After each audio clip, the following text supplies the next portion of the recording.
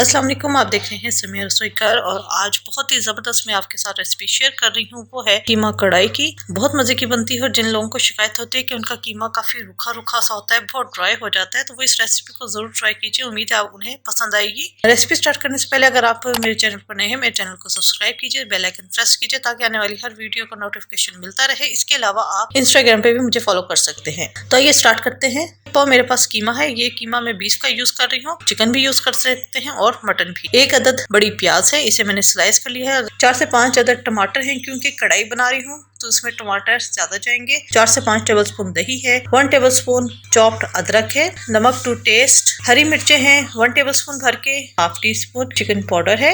हरा धनिया और हरी मिर्चें हैं, ये ऊपर गार्निश के लिए जाएंगी। जीरा है हाफ टी स्पून। कसूरी मेथी half teaspoon. Garam masala powder half teaspoon. 1 teaspoon साबुत धनिया है, इसे मैंने ड्राई रोस्ट किया था, उसे हाथ से ही क्रश कर लिया है। 1 टीस्पून कुटी हुई सुरख मिर्चें हैं। 1 टीस्पून भर के कढ़ाई मसाला है, आप किसी भी ब्रांड का यूज कर सकते हैं, ये मेरा होममेड है। इसका लिंक मैं ऊपर आई कार्ड में डाल दूंगी, आप वहां से चेक कर लीजिएगा। घी के अंदर बना रही हूँ, आप चाहें इसे ऑयल में बना सकते हैं, लेकिन घी में इसका टेस्ट बहुत अच्छा आता है। जितनी भी कढ़ाइयाँ आप बाजार में खाते हैं वो सब घी में बनाई जाती हैं। तो ये स्टार्ट करते हैं। 1/4 कप घी इसके अंदर हम डालेंगे।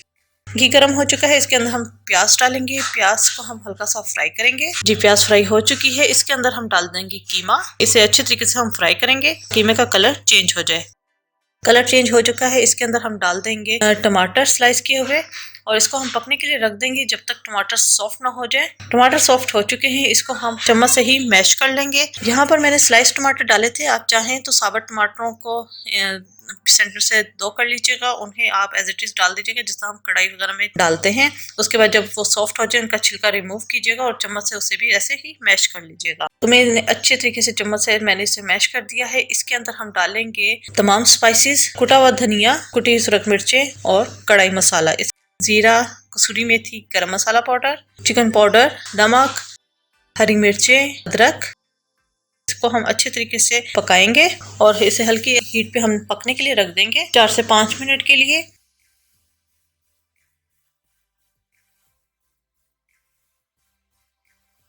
कीमा कुक हो चुका है, दही डाल देंगे। दही मैंने पहले से बीट कर ली है, इसे मिक्स करेंगे। इसको हमने 1 से 2 मिनट के लिए दम पे रखना है, इसे हमने दही डालने के बाद ज्यादा कुक नहीं करना। जो कीमा हमारा तैयार हो चुका है, आखिर में हम डालेंगे हरा धनिया और हरी मिर्चें। इसको हम सर्विंग प्लेटर में निकालेंगे।